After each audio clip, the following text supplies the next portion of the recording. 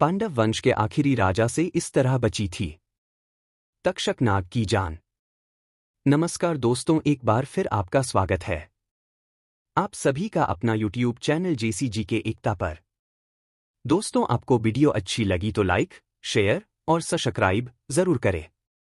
दोस्तों, एक समय की बात है जब ऋषि शमीक समाधि में बैठे थे। तभी प्यास से व्याकुल राजा परीक्षित ऋषि के आश्रम पहुंचे और पानी मांगने लगे, लेकिन ऋषि नहीं उठे। इस पर परीक्षित को गुस्सा आ गया और पास पड़े एक मरे सांप को ऋषि के गले में डाल दिए। शमीक ऋषि के पुत्र श्रृंगी जब आश्रम पहुंचे और इस नज़ारे को देखा तो उन्हें उसके पीछे राजा परीक्षित के बारे में पता चला। उन्होंने राजा परीक्षित को श्राप दे दिया और कहा कि आज से ठीक 7वें दिन नागराज तक्षक के काटने से तुम्हारी मौत हो जाएगी। दोस्तों, तब राजा परीक्षित सांप से अपने को दूर रखने की काफी कोशिश करने लगे, लेकिन 7वें दिन फूलों की टोकरी में कीड़े के रूप में छुपकर आए तक्षक नाग के काटने से परीक्षित की मृत्यु हो गई। अब परीक्षित के पुत्र जन्मेजय ने, जो पांडव वंश के आखिरी राजा थे, बदला लेने का संकल्प लिया। इसके बाद जन्मेजय ने सर्पमेध यज्ञ का अनुष्ठान किया। इस यज्ञ में धरती के सारे सांप एक के बाद एक हवन कुंड में आकर गिरने लगे। लाखों सांपों की आहुति हो गई। दोस्तों, सर्प जाति के अस्तित्व को खतरे में देखते हुए तक्षक नाग सूर्यदेव के रथ से जाकर लिपट गए। अब अगर तक्षक नाग हवन कुंड में जाते तो उनके साथ सूर्यदेव को भी हवन कुंड में जाना पड़ता। ऐसा होने से सृष्टि की गति थम जाती। उधर जन्मेजय पिता की मृत्यु का बदला लेने के लिए सर्प जाति के विनाश पर तुले हुए थे।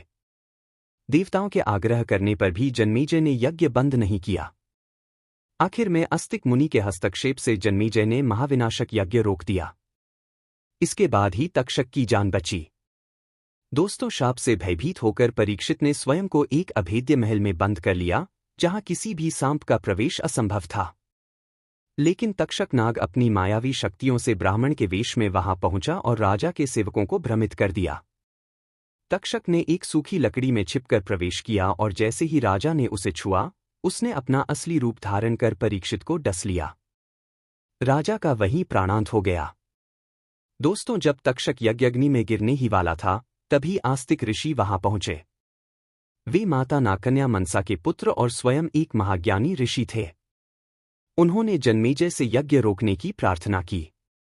पहले तो जन्मेजय ने मना कर दिया, लेकिन जब आस्तिक ऋषि ने उन्हें समझाया कि नाग जाति को पूरी तरह नष्ट करना अधर्म होगा, तो उन्होंने यज्ञ रोक दिया। दोस्तों, इस प्रकार तक्षक नाग मृत्यु से बच गया और नाग वंश की रक्षा हुई। यह वही तक्षक नाग था जिसने परीक्षित का वध किया था, लेकिन ऋषि आस्तिक के कारण उसे जीवनदान मिल गया। इसके बाद तक्षक ने जन्मेजय से क्षमा मांगी और यह वचन दिया कि अब वह अनावश्यक रूप से किसी मानव को हानि नहीं पहुंचाएगा। दोस्तों, इस तरह पांडव वंश के अंतिम राजा परीक्षित के कारण नागों पर संकट आया, लेकिन आस्तिक ऋषि के प्रयासों से तक्षक नाग की जान बची और नाग जाति का अस्तित्व बना रहा।